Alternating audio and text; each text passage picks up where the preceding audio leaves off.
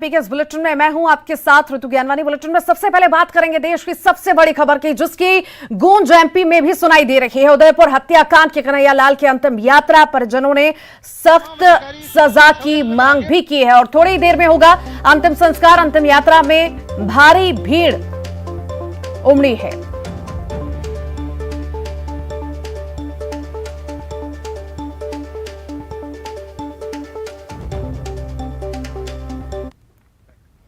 राजस्थान के उदयपुर में कन्हैया लाल नाम के शख्स की हत्या के मामले में गृह मंत्रालय ने बड़ा फैसला लिया और हत्या की जांच अब एनआईए करेगी। गृह मंत्री अमित शाह ने ट्वीट कर इसकी जानकारी भी दी है। गृह मंत्री ने लिखा है कि इस मामले में किसी भी संगठन या अंतर्राष्ट्रीय लिंक की गहन जांच की जाएगी।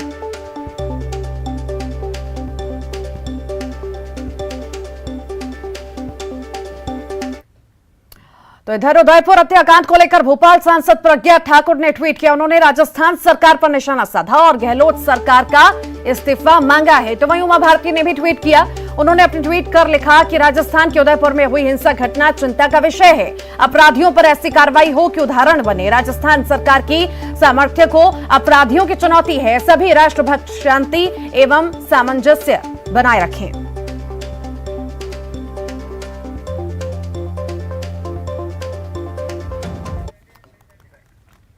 इधर उदयपुर की घटना के बाद एमपी में अलर्ट है। सीएम शिवराज ने इसको लेकर बैठक की। डीजीपी को राजस्थान सीमा से लगे क्षेत्र में विशेष निगरानी के निर्देश दिए गए हैं। सीएम हालात को लेकर एडीजी इंटेलिजेंस के साथ चर्चा भी सीएम ने की है।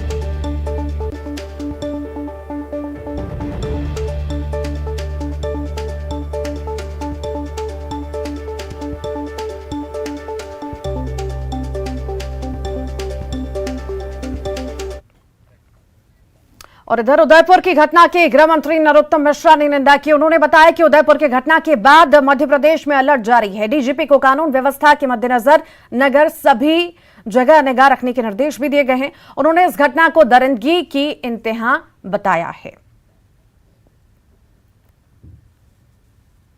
दहशतगर्दी के हौसले इतने ज्यादा बुलंद हैं कि ऐसी लोमहर्षक हृदय विदारक घटना आईएसआई की तरह एक निर्दोष का गला काट दिया। कश्मीर, पश्चिम बंगाल और केरल के बाद अब राजस्थान भी कट्टरपंथियों का गढ़ बनता जा रहा है। लगातार दंगे होना और शासन अकर्मण्य साबित हो रहा है। और इसी पर अधिक जानकारी के लिए मनोज राठौर हमारे साथ लाइव जुड़ गए हैं। मनोज, अब एनआईए जांच करने वाली है उदयपुर में हत्या के मामले में और मध्य प्रदेश में भी अलर्ट जारी कर दिया गया है।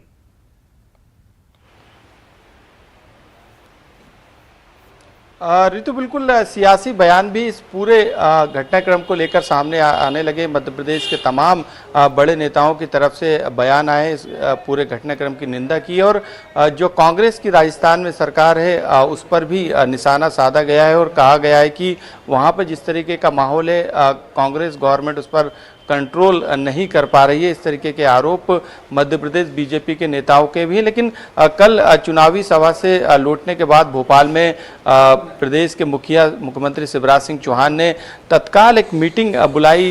इंटेलिजेंस के चीफ को उन्होंने सीएम हाउस बुलाया और उन्होंने वहां पे इंटेलिजेंस इनपुट और तमाम जानकारी मध्य प्रदेश की सुरक्षा व्यवस्था के लिहाज से ली। इसके अलावा दिशा निर्देश भी दिए गए मध्य प्रदेश में निगरानी रखने के, क्योंकि इस घटना के बाद जिस तरीके का माहौल पूरे देश में बन रहा है उसको लेकर सतर्कता बरतने के निर्देश दिए और डीजीपी सुधीर सक्सेना से भी उन्होंने बातचीत की। इसके अलावा गृह मंत्री ने भी इसको लेकर अलर्ट जारी किया। उनकी तरफ से भी बयान सामने आया है कि जिस तरीके का घटनाक्रम है उसको लेकर डीजीपी सुधीर सक्सेना से बातचीत करके उनको निर्देशित किया गया है कि वो तमाम निगरानी रखे और अति संवेदनशील जो भी मध्य प्रदेश के इलाके हैं, जिले हैं, वहाँ पे अतिरिक्त सुरक्षा व्यवस्था की तैनाती के साथ वहाँ पे सतर्कता पहले से ज़्यादा बरती जाए। तो मध्य प्रदेश में इस घटना के बाद अलर्ट है। हालांकि तमाम बयानबाजी भी सामने आई है, निंदा की जा रही है। ओवैसी भी राजधानी भोपाल में कुछ देर पहले थे प्रेस कॉन्फ्रेंस में, उन्होंने भी इस पूरे घटनाक्रम की निंदा की है। उमा भारती की तरफ से भी ट्वीट सामने आया, उन्होंने भी निंदा की है। इसके अलावा भोपाल की सांसद प्रज्ञा साध्वी ठाकुर का भी जो है वो ट्वीट सामने आया, उन्होंने भी घटना को लेके जो कांग्रेस की सरकार है राजस्थान पे, उस पर निशाना साधा है। तो मध्य प्रदेश में किसी तरीके की अप्रिय घटना इसको लेके ना हो, किसी तरीके का माहौल खराब मध्य प्रदेश में ना हो, इसको लेकर अपील भी सियासी तौर पर की जा रही है। तमाम बड़े नेताओं ने अपील भी सद्भावना की है, लेकिन क्योंकि मध्य प्रदेश में कई संवेदनशील जिले हैं तो वहां पर अतिरिक्त सुरक्षा व्यवस्था जो है वो रखी जा रही है और पुलिस मुख्यालय की तरफ से भी सभी जिलों के एसपी और रेंज के डीआईजी और जोन के आईजी को भी दिशा निर्देश जारी कर दिए। तो पूरा मध्य प्रदेश इस समय इस घटना के बाद अलर्ट पर है। पुलिस सतर्क है, तमाम निगरानी और तमाम सुरक्षा के इंतजाम अब पहले से ज़्यादा पुख्ता कर दिए गए। जी जी, लगातार बने रहिए हमारे साथ। अजय सिंह यादव जी जुड़ गए हैं कांग्रेस से। अजय जी, बहुत स्वागत है आपका। लगातार अब बयानबाजी हो रही है, सियासत हो रही है उदयपुर के पूरे मामले को लेकर के। प्रज्ञा ठाकुर ने ट्वीट किया, उन्होंने निशाना साधा है और साथ ही साथ इस्तीफा मांगा है गहलोत से। किस तरह से आप इसे देखते हैं? उदयपुर में जिस तरह की घटना हुई है घोर निंदनीय है, आपराधिक कृत्य है। ऐसी घटनाओं को कभी जगह नहीं मिल सकती है। सरकार द्वारा आरोपियों को गिरफ्तार किया गया है और उन पर कार्रवाई की जा रही है, लेकिन भाजपा के नेता इस तरह के संवेदनशील मुद्दों पर राजनीति क्यों करने लगते हैं? जब मध्य प्रदेश में खरगोन में दंगा हो रहा था उस समय प्रज्ञा ठाकुर ने क्यों इस्तीफा नहीं मांगा शिवराज सिंह चौहान का?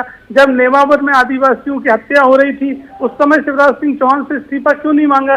तो ये इस तरह का राजनीति का दोहरा चरित्र नहीं चल सकता है। भारतीय जनता पार्टी नेताओं को समझना पड़ेगा, संवेदनशील विषयों पे राजनीतिक रोटियां सेकना बंद करें, अन्यथा देश के हालात जिस तरफ बढ़ रहे हैं वो किसी के लिए भी ठीक नहीं है। प्रज्ञा जी स्वयं इस तरह के बयान देने के लिए प्रसिद्ध रही हैं, जिनने समाज का माहौल बिगाड़ा। मोदी जी ने तक कहा कि इनकी गलतियों को मैं कभी माफ नहीं कर सकती हूँ। तो इस तरह की चीजें नहीं होना चाहिए, राजनीति बंद करें, इस तरह की घटनाओं की निंदा की जवाब ले लेते हैं रजनीश जी। कांग्रेस पार्टी बयानबाजी, सियासत इस मामले में लगातार गलत है, इस तरह की टिप्पणियां करना बंद करें।